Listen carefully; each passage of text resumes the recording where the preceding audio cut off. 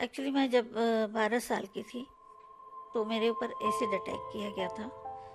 वो ईर्ष्या द्वेष के कारण पट्टेदारों के द्वारा ही कराया गया था।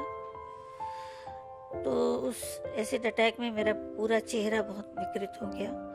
मैं अस्पताल अस्पताल भटकती रही। जब मेरे शरीर के कुछ 37 यानी 37 ऑपरेशन हुए हैं मेरे जी। और चेहरों की सर्जरी क्या, वो ड्राफ्टिंग थी। मेरे ही शरीर के चमड़े एक जगह से निकाल करके और दूसरी जगह लगाए जाते थे। एसिड अटैक का शिकार हो चुकी प्रोफेसर मंगला कपूर का ये दर्द उन्हीं महिलाओं के जैसा है जो एसिड अटैक जैसे घिनौने अपराध का शिकार हो चुकी हैं। वाराणसी की रहने वाली प्रोफेसर मंगला कपूर पर एसिड अटैक तब हुआ जब उनकी उम्र सिर्फ 12 साल थी। चेहरे पर तेजाब से हुए हमले का दर्द सिर्फ वही समझ सकता है जिसने इसे झेला है। 12 साल की छोटी सी उम्र में इस त्रासदी का शिकार हुई मंगला कपूर अब तक एसिड अटैक के दर्द को झेल रही हैं। यूपी के वाराणसी की रहने वाली प्रोफेसर मंगला कपूर की उम्र अब 67 साल है। 12 साल की एसिड अटैक पीड़िता से प्रोफेसर बनने तक के सफर में मंगला कपूर ने कई तकलीफें उठाई हैं।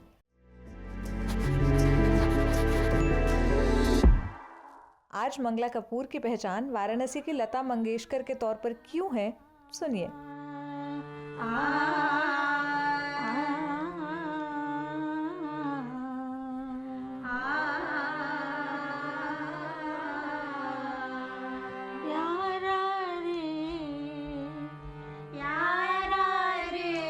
सुरों से सजी मंगला कपूर की इस आवाज के चर्चे देश विदेश में हैं। मंगला कपूर बीएचयू महिला महाविद्यालय के संगीत विभाग में प्रोफेसर पद से रिटायर हो चुकी हैं। रिटायरमेंट से अब तक लंबा वक्त बीत जाने के बाद भी प्रोफेसर मंगला कपूर गायन की निःशुल्क शिक्षा दे रही हैं। प्रोफेसर मंगला कपूर से गायन की शिक्षा ले चुकी उनकी कई छात्राएं अब भी गायन के टीचर बन चुकी हैं।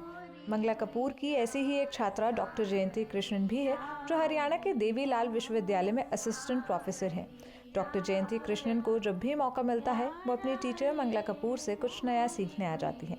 प्रोफेसर मंगला कपूर की छात्राएं उन्हें माँ का दर्जा देती हैं। प्रोफेसर मंगला कपूर में ऐसी क्या खास बात है, उनकी छात्रा जयंती कृष्णन से सुनिए। मैं इंटर पास की, उसके बाद से ही मैंने महिला महाविद्यालय में बीए में एडमिशन लिया था। तो पहली बार मैंने दीदी को देखा और मैं प्रभावित हो गई। और दीदी ने इतने प्यार से हम लोगों को सिखाया और कभी डर नहीं लगा हम लोगों को क्लास में, कि ये जो भी समझाती थी, जो भी सिखाती थी, बहुत जल्दी हम लोग उसको कैच कर लेते थे, क्योंकि बहुत प्यार से सिखाती थी। और गायकी इनका बहुत ही अच्छा था और हम लोगों को गायकी के बारे में कुछ भी नहीं पता था। ये आराम से हम लोगों को सिखाती थी। मैं इनकी प्रथम शिष्या हूँ। और जब इनको मैंने पहली बार देखा तो पता नहीं क्यों मुझे इनमें मातृत्व दिखाई दी।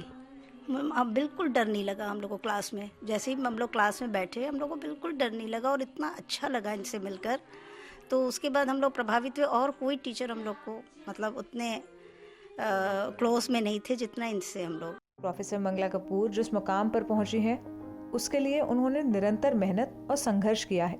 बचपन में हुए एसिड हमले में मंगला को शारीरिक जख्मों के साथ मानसिक जख्म भी दिए, जिसकी वजह से मंगला कपूर कई सालों तक घर से नहीं निकली। प्रोफेसर मंगला बताती हैं कि एसिड अटैक से उनके चेहरे का जो बुरा हाल हुआ उस वक्त भी लोगों ने उनका मजाक बनाया। मंगला कपूर को संगीत के क्षेत्र में जाने की प्रेरणा कहाँ से मिली है, ये कहानी भी काफ़ी दिलचस्प है।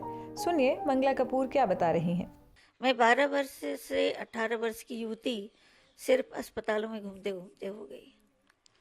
जब घर आके बैठी तो मैं बहुत डरी हुई सी, सही में हुई सी रहती थी। किसी का सामना नहीं करती थी, बाहर नहीं निकलती थी। माता पिता ने सोचा कि इसका जीवन कैसे चलेगा, कुछ तो इसको कराना चाहिए।